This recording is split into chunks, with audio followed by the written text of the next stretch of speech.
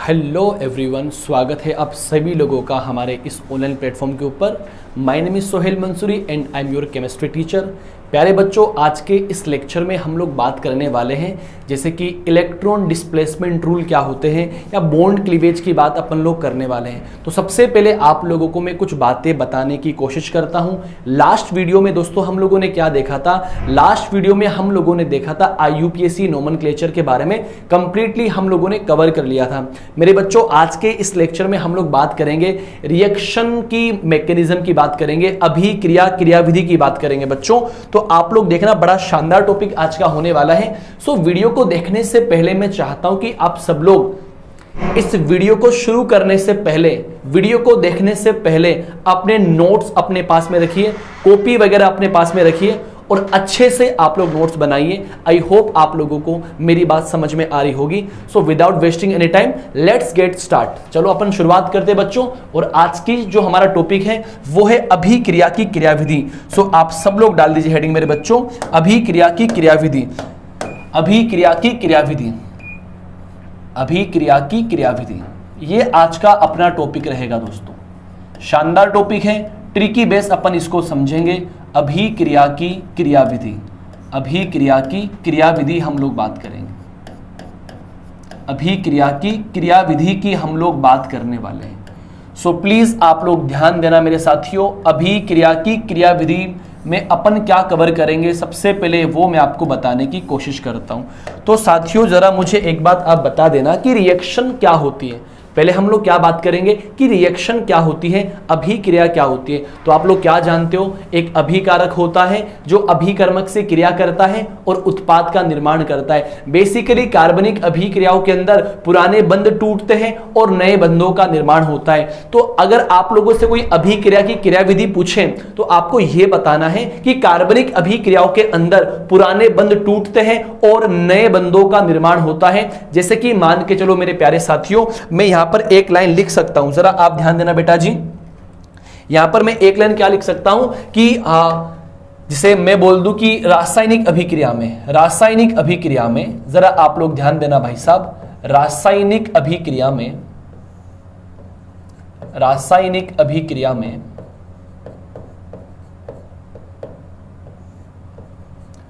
पुराने बंध टूटते हैं, बंध टूटते हैं एवं नए बंधों का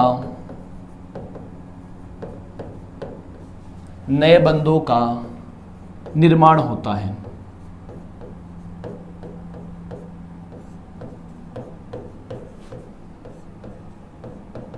पुराने बंध टूटते हैं एवं नए बंधों का निर्माण होता है। जैसे मैं आपको एक्सप्लेन करने की कोशिश करता हूं मेरे बच्चों, मैंने यहां पे क्या बनाया, एक छोटी सी केमिकल रिएक्शन के थ्रू मैं आपको एक्सप्लेन करता हूं। मैंने यहां पर बनाया एल्किल हैलाइड, आपके सामने बना दिया।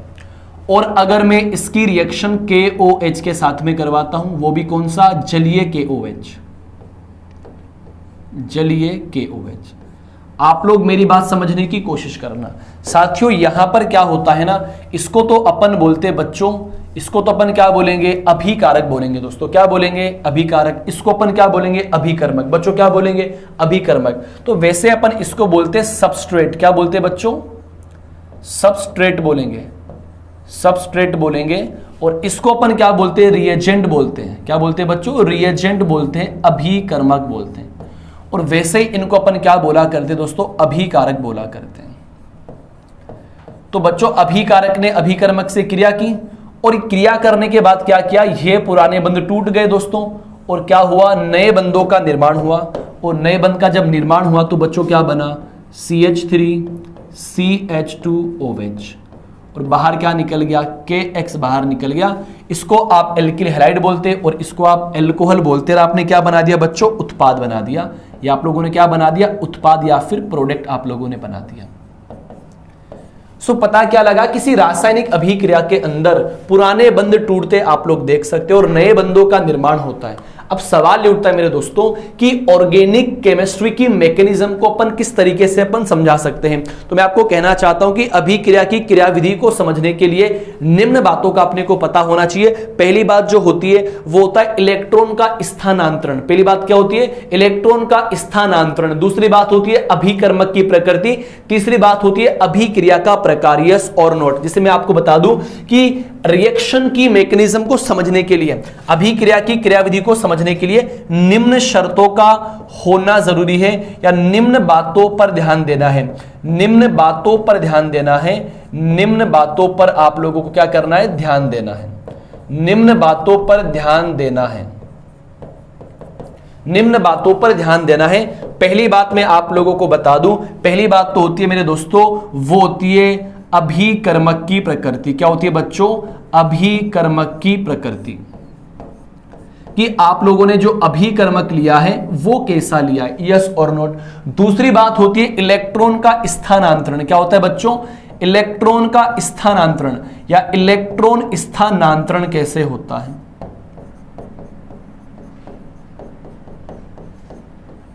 और तीसरी बात होती है मेरे बच्चों अभिक्रिया की क्रियाविधि, या आप ऐसे कह सकते हो अभिक्रिया के प्रकार।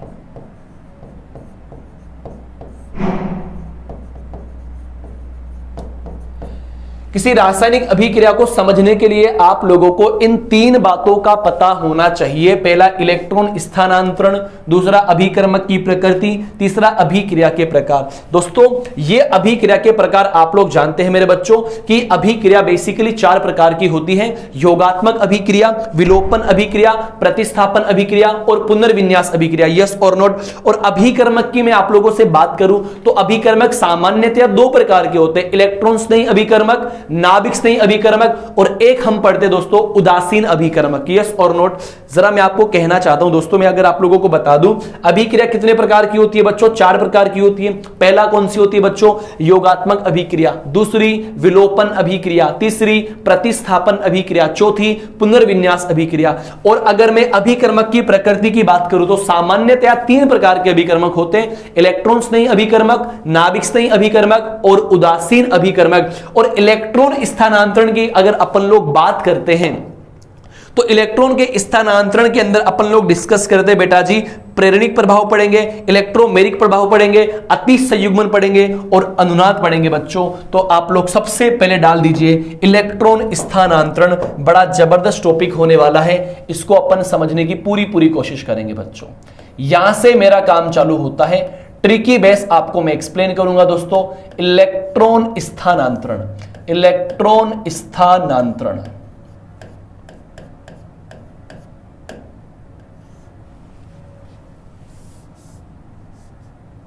स्थानांतरण, स्थानांतरण एक बार देख लो हिंदी में कैसे लिखते हैं दोस्तों। इलेक्ट्रॉन स्थानांतरण, इलेक्ट्रॉन स्थानांतरण। हिंदी थोड़ी सी कमजोर है मेरे भाई, तो बिल्कुल आप परेशान मत होना। स्थानांतरण, इलेक्ट्रॉन स्थानांतरण, इसकी अपन लोग बात करते हैं कि किस तरीके से इलेक्ट्रॉन माइग्रेट करते हैं, किस तरीके से इलेक्ट्रॉन एक जगह से दूसरी जगह पर जाते हैं, किस तरीके से इलेक्ट्रॉन में कहानियां होती है। अलग अलग कहानियों को आपके सामने प्रस्तुत करने वाला हूं। एक नए एपिसोड की हम बात करने वाले हैं, आप लोग देखना बच्चों। इसके अंदर हम लोग कवर करेंगे बच्चों, सबसे पहले हम लोग कवर करेंगे मेरे भाई प्रेरण प्रभाव। क्या डिस्कस करेंगे? प्रेरण प्रभाव को पढ़ेंगे भाई साहब। इंडक्टिव इफेक्ट जिसको आप लोग बोलते हो, जिसको प्लस आई और माइनस आई के नाम से आप लोग जानते हो।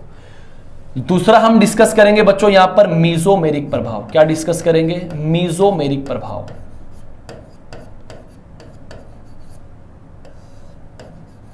बिल्कुल आप परेशान ना होना, एक एक बात मैं आपको एक्सप्लेन करूंगा। तीसरी बात जो अपन कवर करेंगे यहां से, उसका नाम है दोस्तों अनुनाद प्रभाव। अनुनाद प्रभाव। और चौथी बात यहां से अपन क्या डिस्कस करेंगे साथियों, वो होगा आपका अति संयुग्मन प्रभाव।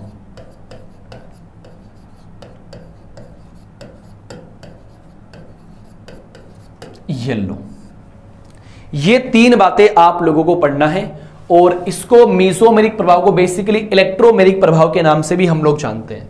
इसको अपन और क्या बोलते हैं बच्चों, इलेक्ट्रोमेरिक प्रभाव, इलेक्ट्रोमेरिक प्रभाव।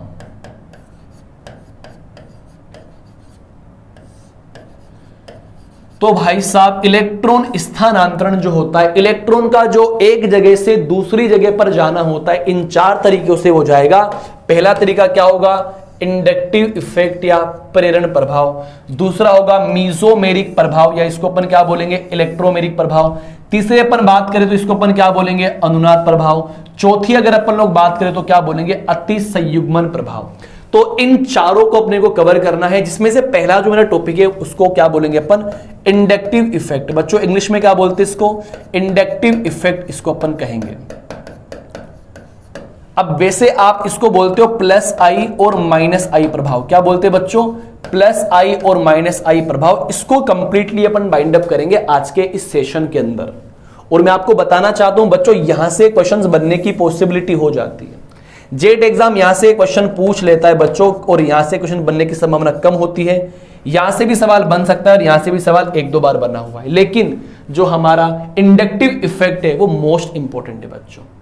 तो आप बताओ कि किसी मॉलिक्यूल के अंदर, किसी रिएक्शन के अंदर इलेक्ट्रॉन का एक जगह से दूसरी जगह पर जाना कितने तरीके से होगा, 4 तरीकों से। पहला तरीका प्रेरण प्रभाव, दूसरा मीजोमेरिक या इलेक्ट्रोमेरिक प्रभाव, तीसरा अनुनाद प्रभाव, चौथा अतिसंयुग्मन प्रभाव। यह भी एक स्पेशल प्रकार का अनुनाद होता है मेरे बच्चों। यह भी क्या होता है बच्चों, एक स्पेशल प्रकार का अनुनाद, स्पेशल प्रकार का अनुनाद। इसमें देखेंगे अपन लोग अच्छे से, डोंट वरी, आप बिल्कुल परेशान मत होना। यह भी एक प्रकार का रेजोनेंस होता है, तो इन दोनों को मिला के एक साथ ही पढ़ेंगे अपन भाई साहब। तो आप लोग फर्स्ट डाल दीजिए हेडिंग प्रेरण प्रभाव। अच्छे से आप लोग नोट्स बनाना। अपन शुरुआत करते हैं पहले इंडक्टिव इफेक्ट या फिर प्रेरण प्रभाव की। चलो अब देखना मेरे प्यारे साथियों, आज की इस वीडियो में जो हम लोग बात करने वाले हैं वो अपन बात करेंगे प्रेरण प्रभाव की बात करेंगे दोस्तों। बहुत शानदार टॉपिक है, आराम से देखना आप लोग, एक एक बात को समझना। काम का टॉपिक है दोस्तों, क्वेश्चन यहां से बन सकते डेफिनेटली। और क्वेश्चन बनेगा तो बिल्कुल परेशान मत होना, कॉपी के बाहर का सवाल नहीं बनेगा दोस्तों। जो आप लोग नोट्स बनाओगे अपने हाथों से, क्वेश्चन वहीं से बनेगा साथियों। तो हेडिंग क्या डाल दोगे आप लोग, प्रेरण प्रभाव। आराम से स्टार्ट करते इसको अपन, ले लो भाई साहब मैंने क्या लिखा, प्रेरण प्रभाव। इंग्लिश भी आप याद रखें साथ साथ के अंदर बच्चों। इसको अपन क्या बोला करते हैं, इंडक्टिव इफेक्ट, इंडक्टिव इफेक्ट। ये लो, अब इंडक्टिव इफेक्ट की कहानी को मैं आपके सामने लेकर आने वाला हूं। आराम से 10 मिनट 5 मिनट बस खाली आप लोग बोर्ड पर ध्यान दीजिए, आपको सारी बातें समझ में आएगी। सबसे पहले मैं आपको यह कहना चाहता हूं बच्चों कि जो हमारा इंडक्टिव इफेक्ट होता है, इसका मतलब क्या होता है। इसका मतलब होता है बेसिकली कोई समूह होता है, कोई ग्रुप होता है, वो या तो इलेक्ट्रॉन को देगा या फिर इलेक्ट्रॉन को लेगा, या तो इलेक्ट्रॉन को वो देगा या फिर इलेक्ट्रॉन को लेगा। इट मींस अगर वो इलेक्ट्रॉन को देगा तो उस समूह को अपन क्या बोलते हैं, इलेक्ट्रॉन दाता समूह है। और अगर वो इलेक्ट्रॉन को लेगा तो उसको अपन क्या बोलेंगे, इलेक्ट्रॉन ग्राही समूह है। अब मान के चलो दोस्तों, कहानी क्या बनती है, कहानी क्या बनती है उसको मैं आपको समझाने की कोशिश करता हूं।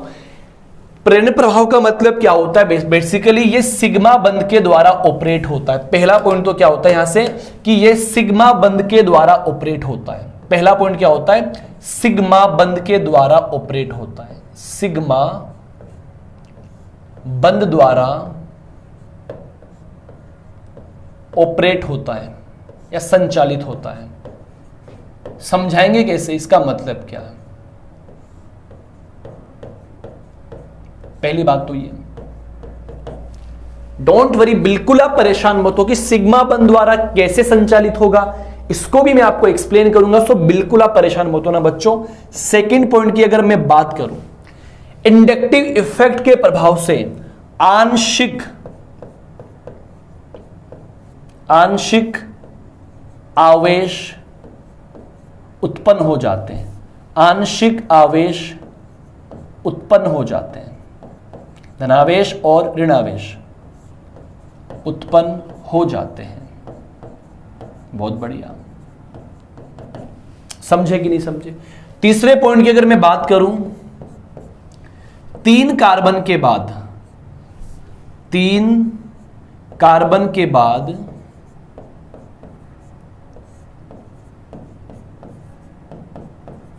इसका प्रभाव, मतलब किसका, इसका, 3 कार्बन के बाद इसका प्रभाव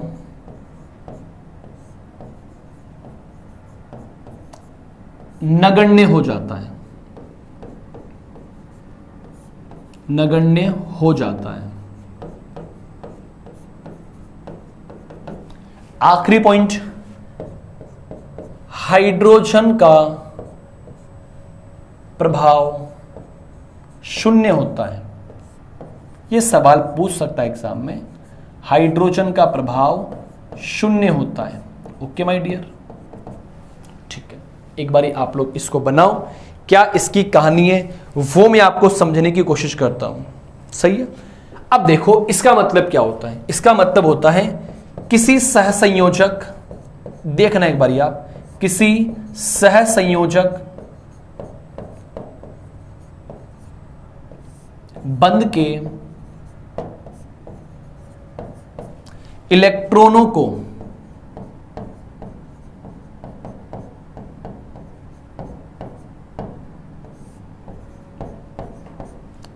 आकर्षित या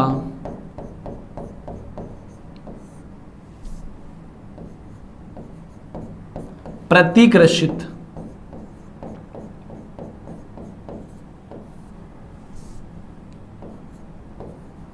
करना क्या कहलाता है, प्रेरण प्रभाव। कैसे मैं समझाता हूं कि बच्चों मान के चलो मैंने आपके सामने ये एक मॉलिक्यूल ड्रॉ किया है, ऐसे ही, इसे मान के चलो ये मॉलिक्यूल है कोई,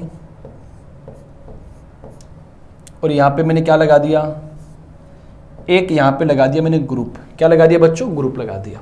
ओके माय डियर, इसी तरीके से कोई एक दूसरा मॉलिक्यूल, कार्बन की वैलेंसी 4 होती है, तो आप ये समझो कि कार्बन की वैलेंसी 4 है और यहां पे एक ग्रुप लगा दिया। सुनना जरा ध्यान से, एक ग्रुप ये लगा हुआ है और एक ग्रुप यहां पे ये लगा हुआ है। अब बच्चों दरअसल क्या कहानी होती है ना, वो मैं आपको एक्सप्लेन करने की कोशिश कर रहा हूं। कहानी क्या होती है कि अगर मान के चलो इस ग्रुप की ताकत, अगर इसकी जो पावर होती है वो ज्यादा भी हो सकती है और कम भी हो सकती है। अगर ये ग्रुप इलेक्ट्रॉन देगा, अगर ये ग्रुप क्या करेगा दोस्तों, इलेक्ट्रॉन देगा, और इलेक्ट्रॉन कहां देगा बच्चों, इलेक्ट्रॉन देगा इस तरफ, ये इस तरफ, ये इस तरफ। अगर ये इलेक्ट्रॉन दे रहा है तो इसको बोला जाता है इलेक्ट्रॉन दाता समूह। क्या बोलेंगे दोस्तों, इलेक्ट्रॉन दाता समूह है। और अगर मान के चलो ये इलेक्ट्रॉन ले रहा है, कौन ले रहा है दोस्तों, ये वाला ग्रुप, तो इसको बोलेंगे इलेक्ट्रॉन ग्राही समूह है। तो पता क्या चला, एक तो इलेक्ट्रॉन दाता समूह होता है और एक इलेक्ट्रॉन ग्राही समूह होता है। दोस्तों अगर ये इलेक्ट्रॉन ले रहा है, इसका मतलब इसकी जो विद्युत ऋणता है ना वो बहुत ज्यादा है बेसिकली। तो अगर ये इलेक्ट्रॉन लेगा तो यहां चार्ज क्या बनेगा दोस्तों, पार्शियली चार्ज बनेगा इसे +1, यहां पे आंशिक +2, यहां पे आंशिक, ये डेल का मतलब क्या होता है, आंशिक होता है बच्चों। और अगर ये इलेक्ट्रॉन देगा तो यहां पे माइनस बनेगा, क्या बनेगा दोस्तों, माइनस बनेगा बेसिकली। ये लो, अगर इलेक्ट्रॉन लेगा तो पीछे इलेक्ट्रॉन की कमी होगी तो इसलिए प्लस लिखा मैंने, और अगर इलेक्ट्रॉन देगा तो इलेक्ट्रॉन का घनत्व बढ़ जाएगा इसलिए मैंने माइनस लिख दिया। तो ये वाला ग्रुप इलेक्ट्रॉन दे रहा है तो इसको अपन बोलेंगे दोस्तों इलेक्ट्रॉन दाता समूह है। क्या बोलेंगे दोस्तों, इलेक्ट्रॉन दाता समूह है। और अगर ये इलेक्ट्रॉन ले रहा है तो इसको अपन क्या बोलेंगे, इलेक्ट्रॉन ग्राही समूह है, इलेक्ट्रॉन ग्राही समूह है। अब सुनना मेरी बात, जो लैंग्वेज आपने लिखी है उसका मतलब क्या है, सिग्मा बंध द्वारा संचालित होता है। तो यहां पे जो रोल है ना बेटा जी, सब एकल बंध है, और एकल बंध को बेसिकली क्या बोला जाता है, सिग्मा बंध बोला जाता है। आंशिक आवेश उत्पन्न हो जाता है, आप लोग देख सकते हो इन डेल का मतलब क्या होता है, आंशिक होता है बेटा जी।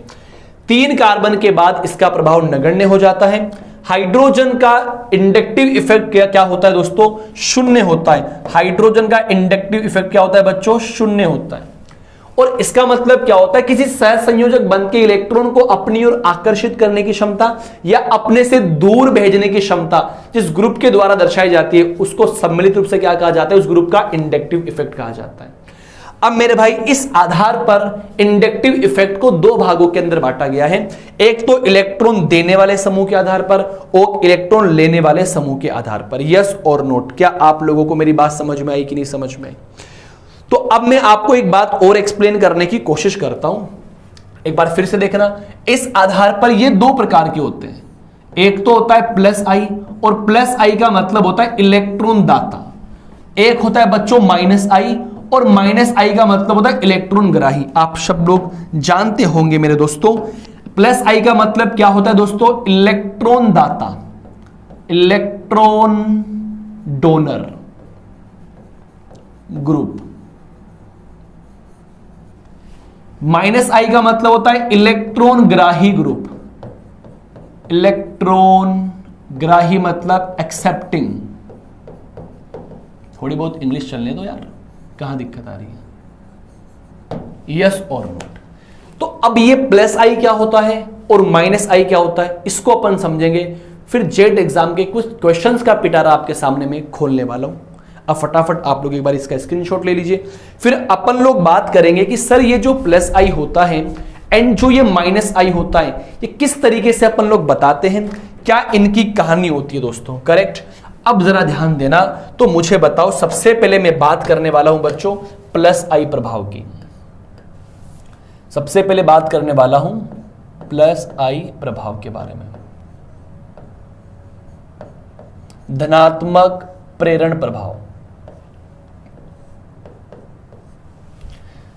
अब देखो मेरे साथियों, प्लस आई का मतलब क्या होता है, देखो आराम से समझो भाई, कोई टेंशन वाली बात नहीं है कि आप लोगों ने ये कार्बन चेन बना दी दोस्तों, येलो येलो, ये एक क्या लगा दिया, ग्रुप लगा दिया। और मैंने क्या बोला कि जो ये ग्रुप जो है ना, इस ग्रुप का इफेक्ट क्या होता है, इलेक्ट्रॉन को देने का। क्या होता है बच्चों, इलेक्ट्रॉन देने का इसका टेंडेंसी होती है। तो बेसिकली क्या होगा ना, ये यहां से इलेक्ट्रॉन देगा, जैसे यहां से इलेक्ट्रॉन देगा तो ये इलेक्ट्रॉन्स आगे की ओर जाएंगे, फिर ये इलेक्ट्रॉन आगे की ओर जाएंगे। तो इसका मतलब यहां पे चार्ज क्या बनेगा, पार्शियली नेगेटिव चार्ज, यहां पे पार्शियली नेगेटिव चार्ज, यहां पे पार्शियली नेगेटिव चार्ज। यस और नोट। अब आपसे पूछे ज्यादा कौन सा होगा, तो जाहिर सी बात है जो पास में होगा वो ज्यादा होगा, डेल 1 माइनस सबसे ज्यादा, फिर डेल 2 माइनस होगा, फिर डेल 3 माइनस होगा। बिल्कुल सही बात है। अब आप मुझे एक बात बता दो, जो आपने ये लिखा है, जो आपने ये लिखा है ग्रुप, ये कौन सा ग्रुप है, ये इलेक्ट्रॉन देने वाला है। तो इसको अपन क्या बोल सकते हैं बच्चों, इसको अपन बोल सकते हैं मेरे भाई इलेक्ट्रॉन इलेक्ट्रॉन दाता समूह के द्वारा, इलेक्ट्रॉन दाता समूह है। यस और नोट। या इसको अपन क्या बोलते हैं, electron donating group.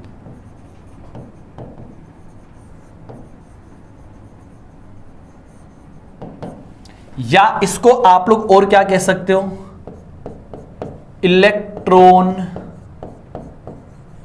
Releasing group. Okay my dear, ठीक है। मतलब अगर कोई ग्रुप किसी कार्बन चेन को इलेक्ट्रॉन देगा तो उसको अपन क्या बोलेंगे, उस ग्रुप का प्लस आई इफेक्ट शो हो रहा है। अब सवाल ये उठता है कि ऐसे कौन कौन से ग्रुप हैं जो प्लस आई इफेक्ट को दर्शाते हैं, ऐसे कौन कौन से ग्रुप हैं जो प्लस आई इफेक्ट को शो करते हैं, उनका क्रम क्या होने वाला है मैं आपको बताना चाहता हूं मेरे बच्चों। यह क्रम बड़ा शानदार है। मैंने यहां पे लिखा CH3 का होल थ्राइस C। इसको अपन क्या बोलेंगे, 3 डिग्री। क्या बोलेंगे बच्चों, 3 डिग्री। इसके बाद इससे कम किसका होगा मेरे दोस्तों, इससे कम होगा मेरे बच्चों 2 डिग्री का। 2 डिग्री से कम किसका होगा मेरे बच्चों, आप कहेंगे 1 डिग्री का दोस्तों, मैं कहूंगा जी हां 1 डिग्री का।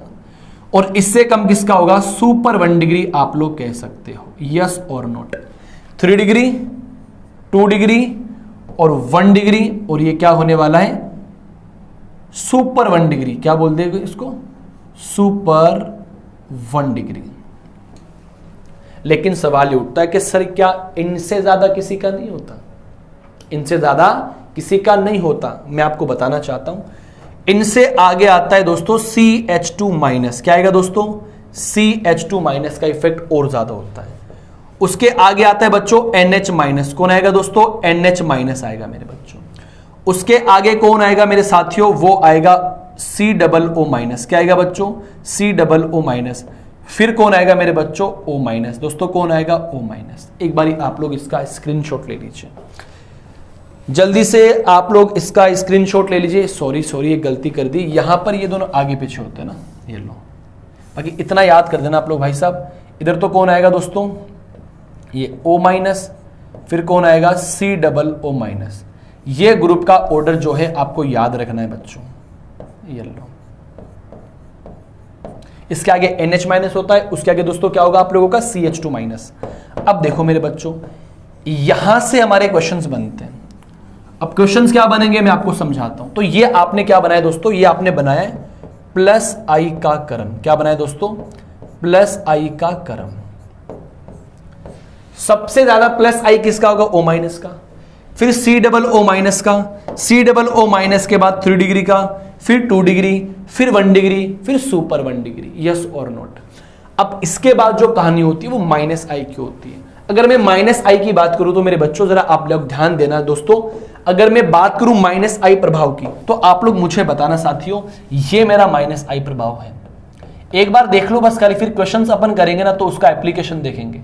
-i प्रभाव बच्चों, -i प्रभाव का मतलब क्या होता है मैं आपको एक्सप्लेन कर दूं कि मान के चलो ये हमारी कोई कार्बन चेन है और ये कोई ग्रुप लगा हुआ है, और अब की बार मैंने क्या बोला कि इस ग्रुप की टेंडेंसी होती है इलेक्ट्रॉन्स को अपनी ओर आकर्षित करने की। क्या होती है बच्चों?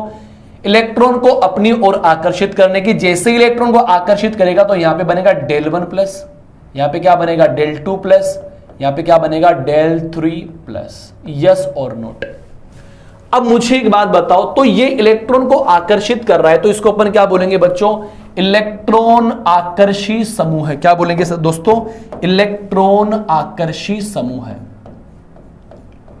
इलेक्ट्रॉन आकर्षी समूह है।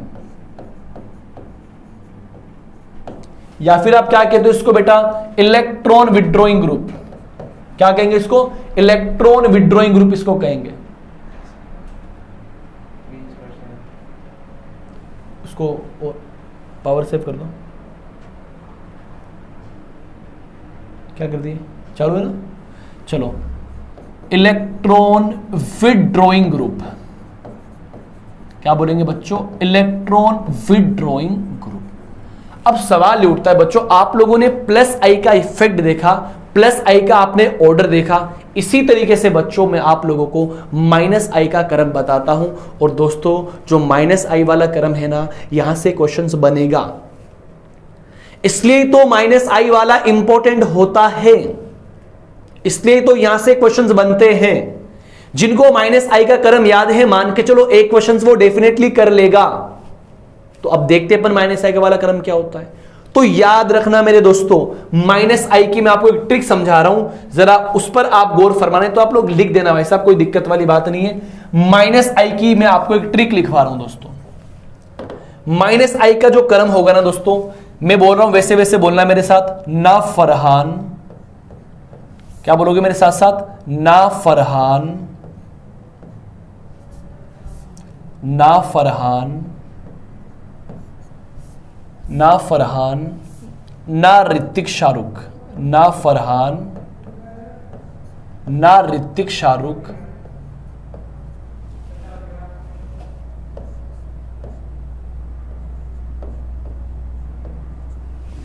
ना फरहान, ना ऋतिक शाहरुख, ना फरहान, ना ऋतिक शाहरुख, ना हिमेश, ना ओमपुरी सलमान,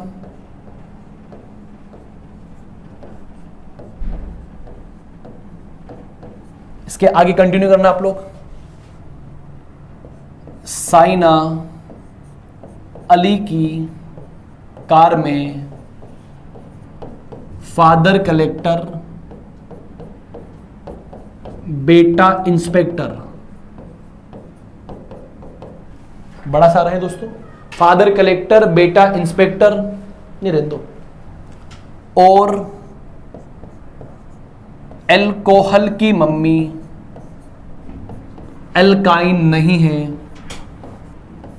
एल्कोहल की मम्मी एल्काइन नहीं है, बेंजीन है।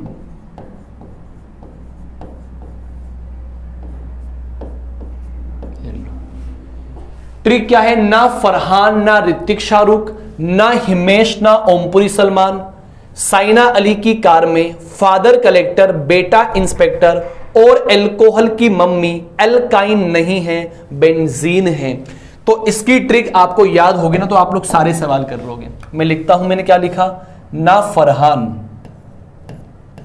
ना Farhan,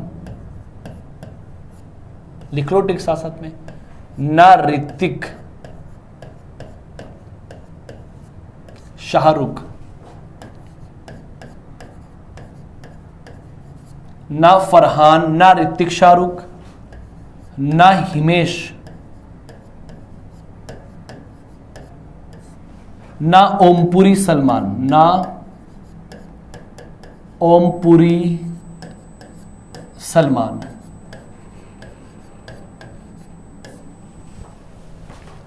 Saina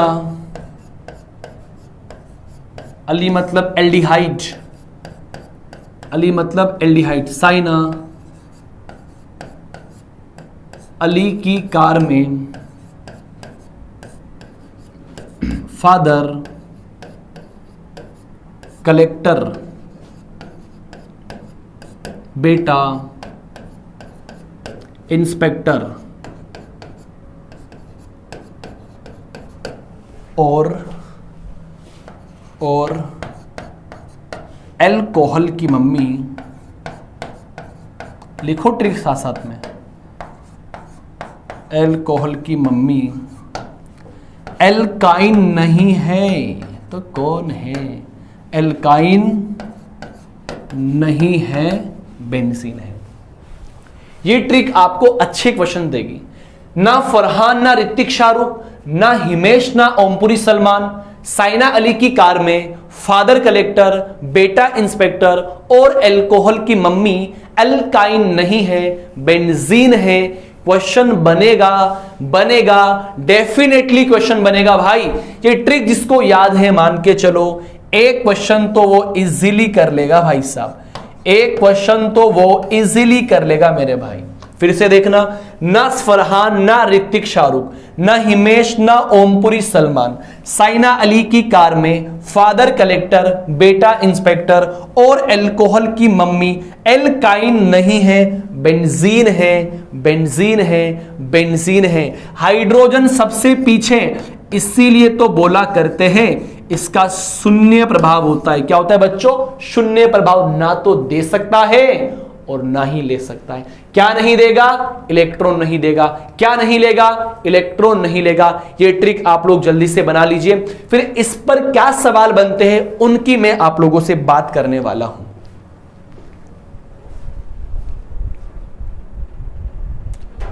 okay my dear बच्चों, आप लोग फटाफट इसका स्क्रीनशॉट लो। फिर अपन ये बात करेंगे कि इस टॉपिक से क्या क्वेश्चंस बनते हैं, इस टॉपिक से कैसे क्वेश्चंस बनेंगे, इन सभी बातों को आपके सामने लेकर आने वाला हूं। अब देखना बच्चों क्या सवाल बनता है यहां से। पहला सवाल तो और सबसे important, very very very very important, very very very important. दोस्तों देखना कितने आसान तरीके से हम लोग उस ट्रिक को ध्यान में रखते हुए इस क्वेश्चंस को सोल्व करेंगे, आराम से नोट करेंगे, आराम से देखेंगे, आराम से फील करेंगे। मेरे दोस्तों ध्यान देना प्यारे बच्चों, उस टॉपिक का नाम है कार्बोक्सिलिक अम्ल की अम्लता। Very very important, carboxylic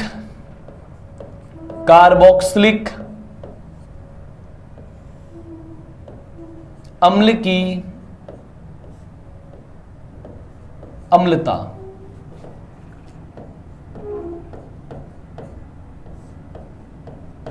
carboxylic अम्ल की अम्लता, इसको अपन देखेंगे और अच्छे क्वेश्चन जेट एग्जाम यहां से पूछता है। दोस्तों आराम से ध्यान देना, अगर जिन बच्चों को ये ट्रिक आती है, ना फरहान ना ऋतिक शाहरुख ना हिमेश ना ओमपुरी सलमान, साइना अली की कार में फादर कलेक्टर बेटा इंस्पेक्टर, ओ एल्कोहल की मम्मा, अल्काइन नहीं है बेंजीन है, ये सब जिसको आता है मान के चलो क्वेश्चन की खोपड़ी में छेद करेगा वो भाई साहब। देखो इधर कार्बोक्सिलिक अम्ल की अम्लता, सबसे पहले हम लोगों को एक बात यह पता होनी चाहिए कि कार्बोक्सिलिक अम्ल क्या होता है। तो मेरे बच्चों मैं एक्सप्लेन करता हूं आप लोगों को, इसको क्या बोला करते हैं हम लोग, कार्बोक्सिलिक अम्ल। RCOOH को क्या बोलते हैं, कार्बोक्सिलिक अम्ल। ठीक है, आप लोग जानते हैं कि कार्बोक्सिलिक अम्ल क्या करता है, जलीय माध्यम में H+ आयन को रिलीज करता है। जैसे यहां से H+ आयन बाहर निकलेगा, यहां से क्या बनेगा RCOO, H+ गया तो O पे चार्ज क्या बनेगा माइनस, और यहां से कौन बाहर निकल गया H+। ये कौन बाहर निकल गया H+। सुनना जरा ध्यान से, कार्बोक्सिलिक अम्ल क्यों अम्ल होता है, क्योंकि कार्बोक्सिलिक अम्ल H+ आयन बाहर निकालता है इसलिए अम्ल कहलाता है। और बच्चों ये बनता क्या है, इसका नाम है कार्बोक्सिलेट आयन। क्या होता है बच्चों, carboxylate ion, carboxylate ion.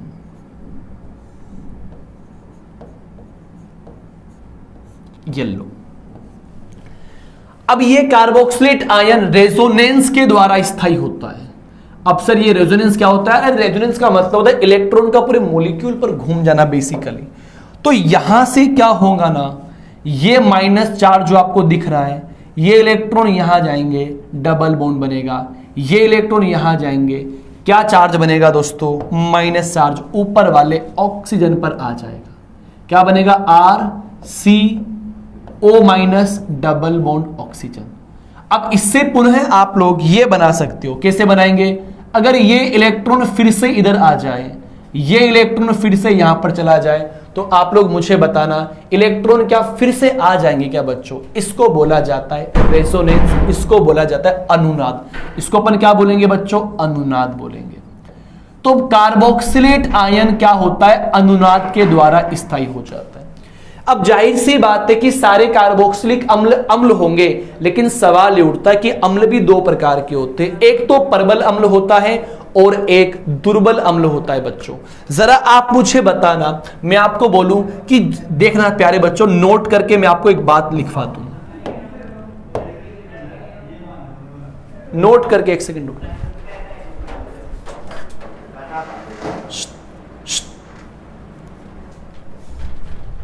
Note करके आप लोग एक बात लिखना बच्चों, नोट वो ये है, जो अम्ल, सुनना जरा ध्यान से, जो अम्ल आसानी से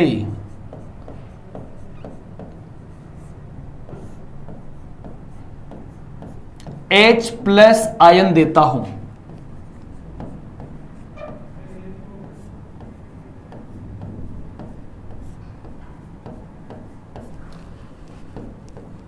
प्रबल अम्ल कहलाता है, प्रबल अम्ल कहलाता है।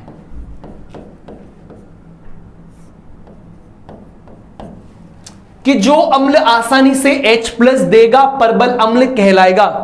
सर हमें कैसे पता लगे ये आसानी से H+ देने वाला है, समझाता हूं कैसे।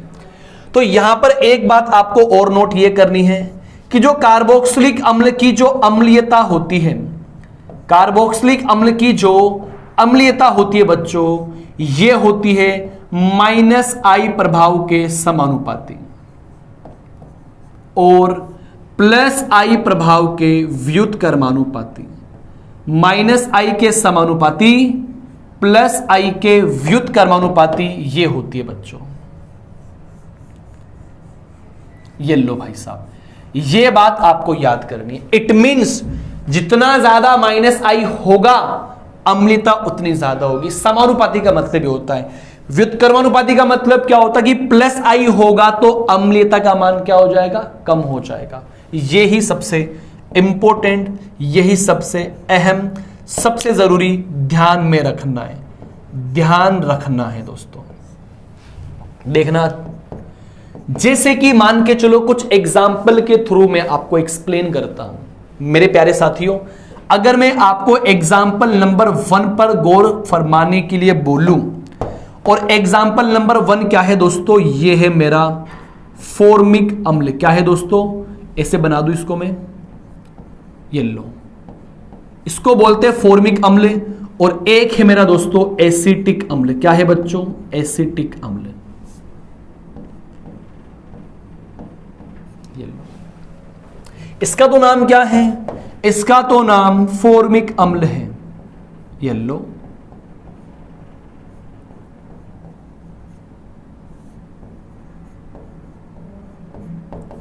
और इसका नाम क्या है दोस्तों, एसिटिक अम्ल।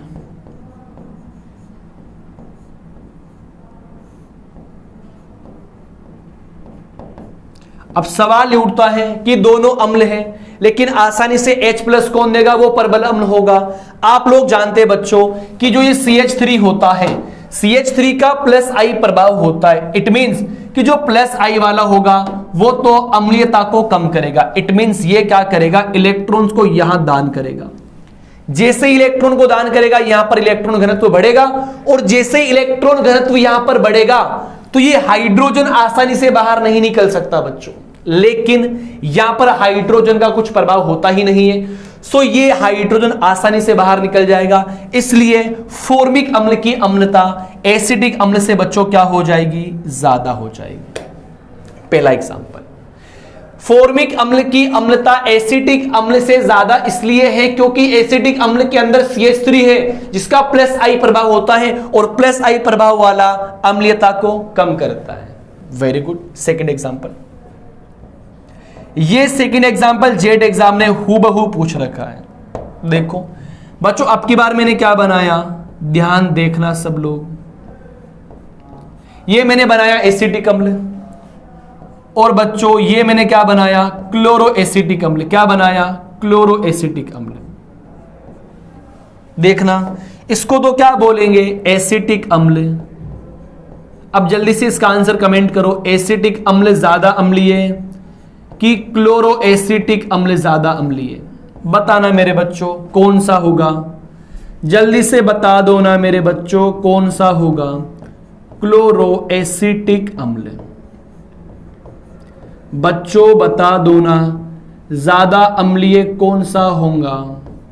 तो आप क्या कहेंगे सर, कि सर मैंने अभी यहां पर क्या देखा, क्लोरीन का -I प्रभाव होता है। जी हां, और मैंने इससे पहले क्या देखा, CH3 का +I प्रभाव होता है। जी हां, तो आप मुझे बता दो ना यार कि +I वाला तो अम्लीयता को कम करेगा, तो इसका तो +I मतलब इलेक्ट्रॉन देने का काम करेगा, अम्लीयता को कम करेगा, और यहां पर Cl इलेक्ट्रॉन को लेगा, इस मींस अम्लीयता को बढ़ा देगा।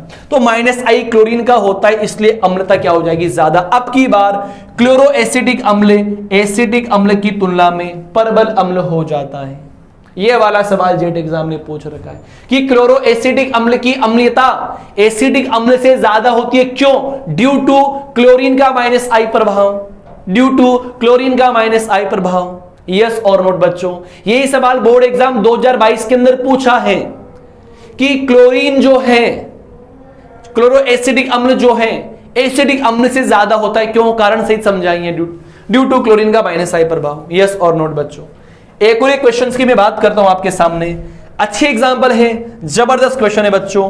एग्जांपल नंबर 3 की बात करूंगा दोस्तों, बहुत प्यारा प्यारा एग्जांपल आपके सामने बनाने की कोशिश कर रहा हूं। आई होप आप लोगों को मेरी बात समझ में आ रही होगी, और अगर आपको मेरी बात समझ में आ रही तो वीडियो को आप लोग शेयर कीजिए प्यारे बच्चों। देखना बच्चों, अब की बार मैं क्या करता हूं ना, अब की बार मैं आपके सामने कुछ स्पेशल एग्जांपल लिख दिया साथियों।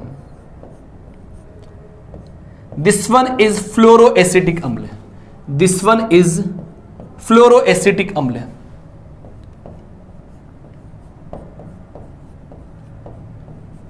दिस वन इज क्लोरोएसिटिक अम्ल।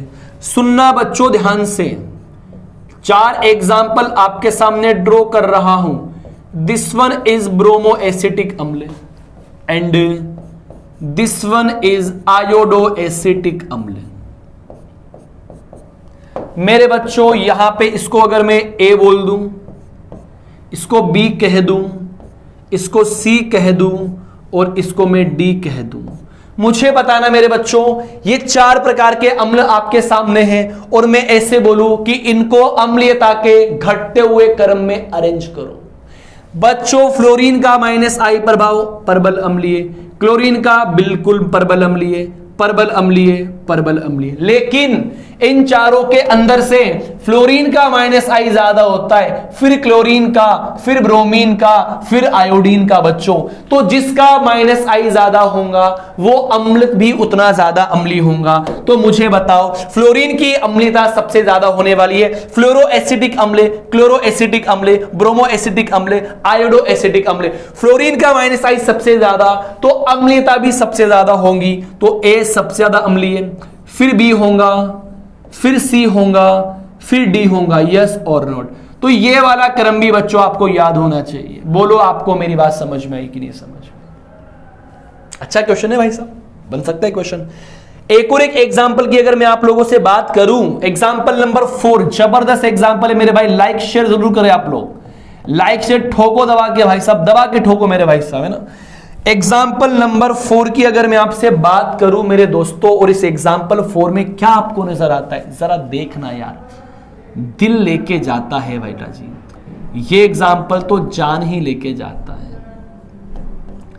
देख लो ना, ये मैंने बना दिया यहां पे फ्लोरीन। ओहो मास्टर जी ओहो। और इसका जो अगला एग्जाम्पल है बच्चों वो मैंने बनाया ये।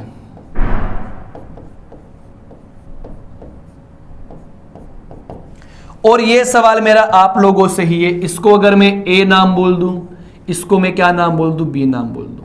सर यहां पर भी फ्लोरीन का -I लग रहा है, यहां पर भी फ्लोरीन का -I लग रहा है, तो सर ज्यादा अम्लीय कौन सा होगा? अरे जो पास में होगा। जितना ज्यादा -I वाला COOH के पास में होगा उसका प्रभाव उतना ही ज्यादा होगा दोस्तों। और अगर उसका प्रभाव ज्यादा होगा अरे तो वह अम्लीय भी ज्यादा होगा ना भाई, अम्लीय भी बहुत ज्यादा होगा। तो पता क्या चला कि अगर -I वाला COOH के पास में मिलेगा तो आसानी से H+ को दुड़ुम बाहर निकाल डालेगा दोस्तों। जैसे ही H+ यहां से बाहर निकल गया आसानी से, तो क्या बोल दूंगा इसको मैं, परबल अम्लीय। तो बेटा जी क्या बोला, बी की अम्लीयता A से ज्यादा। तो यहां पर एक नया कॉन्सेप्ट क्या बन जाता है कि जो अम्लीयता होती है वो डिस्टेंस के व्युत्क्रमानुपाती होती है, कि डिस्टेंस जितनी ज्यादा होगी अम्लीयता उतनी कम होगी, डिस्टेंस जितनी कम होगी अम्लीयता उतनी ज्यादा होगी। डिस्टेंस का मतलब दूरी होता है, -I की दूरी होता है बच्चों। अरे समझे कि नहीं समझे आप लोग बच्चों? जबरदस्त क्वेश्चन है भाई साहब, ऑसम क्वेश्चन। आई होप आप लोगों को मेरी बात समझ में आ रही होगी। याद रखना दोस्तों, अगर +I और -I आ जाए तो -I वाला ज्यादा अम्लीय होगा, क्योंकि इलेक्ट्रॉन को खींचेगा वो। जैसे इलेक्ट्रॉन को खींचेगा ना भाई, H+ आसानी से बाहर निकलेगा वहां से दोस्तों। +I वाला घप घप इलेक्ट्रॉन को देगा, जैसे इलेक्ट्रॉन को देगा तो मुझे बताओ क्या वहां से H+ निकल सकता है क्या? ना बाबा ना, नहीं निकल पाएगा। दूसरी बात, अगर FClBrI आ जाए तो बच्चों जिसका -I ज्यादा होगा ना यार वो सर्वाधिक अम्लीय होगा, जिसका -I कम होगा वो कम अम्लीय होगा बच्चों। अगले एग्जांपल को देखो कि अगर एक फ्लोरीन थोड़ा दूर है, एक फ्लोरीन थोड़ा पास में है, जो पास वाला होगा ना वो अम्लीयता ज्यादा प्रदर्शित करेगा, क्योंकि डिस्टेंस पर भी डिपेंड करता है -I। सो ऐसे क्वेश्चंस एग्जाम में बनते, दुनिया भर के सवाल हैं। एक सवाल मैं आपको और बताकर इस लेक्चर की समाप्ति करता हूं। अरे बोलो वीडियो पसंद आ रहा है कि नहीं पसंद आ रहा बच्चों? जल्दी से कह दो ना यार, वीडियो पसंद आ रहा कि नहीं पसंद आ रहा। देखो एक एग्जाम्पल और आपके सामने बना रहा हूं, यह तो आपके लिए होमवर्क है। मैंने लिखा CF3COOH, मैंने लिखा CH2COOH और ये फ्लोरीन। इन दोनों में से ज्यादा अम्लीय कौन, ये आपको बताना है। सो माय डियर विद्यार्थियों, हमने बड़े एनर्जेटिक तरीके के साथ में इस वीडियो को देखा। मैं आप लोगों से गुजारिश करना चाहूँगा कि आप लोग अधिक से अधिक लोगों को हमारे इस ऑनलाइन प्लेटफॉर्म के ऊपर जोड़ें। Thank you so much, thanks for watching this video. I hope आपको वीडियो पसंद आया होगा। नहीं पसंद आया तो आप लोग अपनी प्रॉब्लम को सॉल्व करवा सकते हैं। Thank you so much, thanks a lot.